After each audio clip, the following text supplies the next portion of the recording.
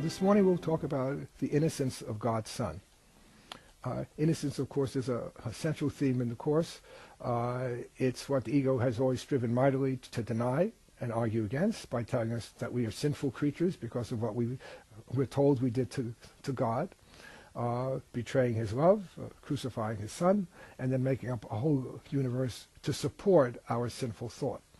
And all this goes against the true innocence of God's Son, which is his guiltlessness or sinlessness. All these would be synonyms. And they all reflect the idea that nothing happened to mar the perfect love and the perfect oneness of God and his Son. God and Christ, Father and Son, Creator and created remain perfectly at one, and that one note in heaven's song of innocence, we could add, has been missed. Nothing changed. Right? But that's not what the ego has told us, and that's not what the world reflects, and that's certainly not what our life as individual bodies teach us. We're always taught that we are sinful. In fact, the very fact that we're here in bodies just screams out that we are sinful, that we have separated from God. The body itself is the embodiment of the ego's thought system of separation. And this doesn't even begin to get into what we do with other bodies, which of course is very sinful.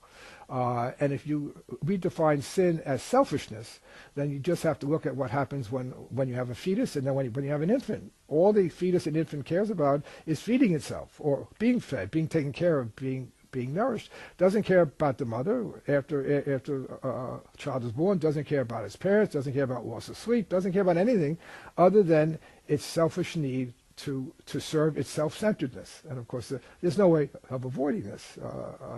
That's how bodies were made.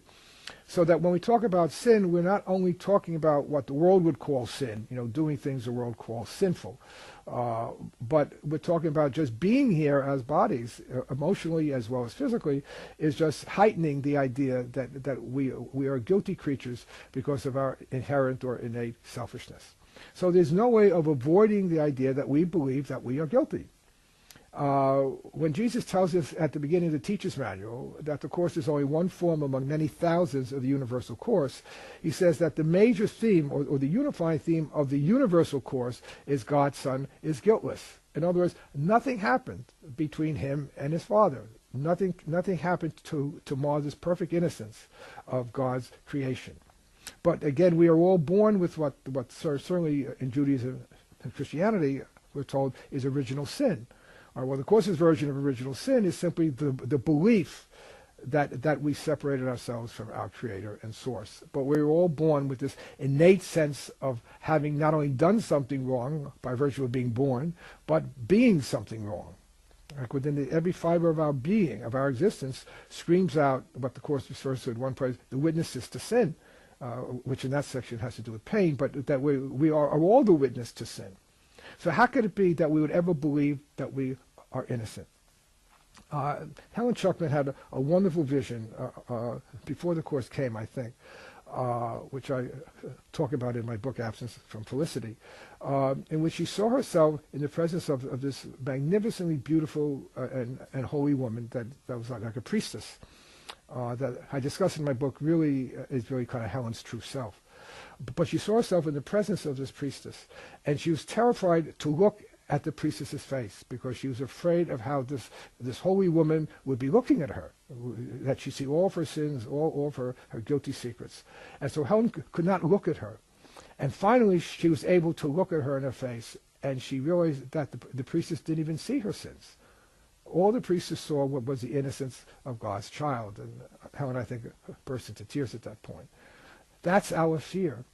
That's our fear that the fear is not that we are guilty and sinful.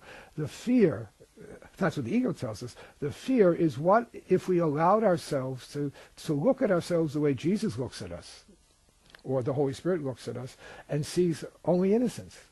What then to our whole existence, which is built on the fabrication, on this colossal lie that we are sinful, guilty creatures.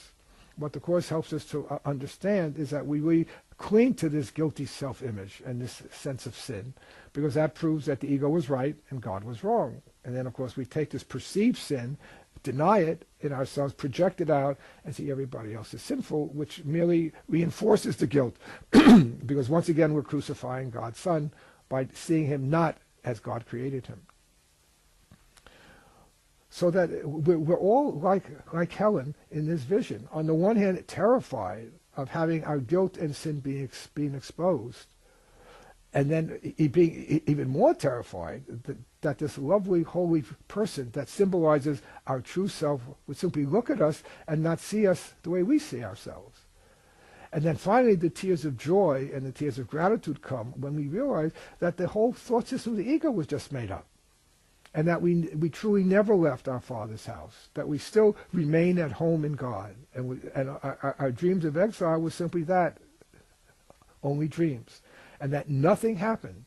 Nothing's changed. The perfect love that created us and that we are is still within us. That perfect innocence of God's Son. The innocence of Christ, the Son that God created as himself. As the workbook would say, innocence created me innocent. So there's all these layers that we defend against this recognition. First, the feeling that we are so guilty and we're terrified if that guilt is exposed, we'll be punished and destroyed. Then it's the fear that the guilt is made up, which means that the whole ego thought system is made up, which means I don't even exist. And finally, that tremendous sense of humility and joy and gratitude that says this entire thought system is wrong and is not true. And this individual special identity of mine is not true. And I do remain as God created me, wholly innocent, as my source is wholly innocent. And if I am wholly innocent, everyone else is innocent with me. Where then are the justifications for judgment and attack? They all disappear into the nothingness out of which they came, and this leaves again only the innocence of God's Holy Son.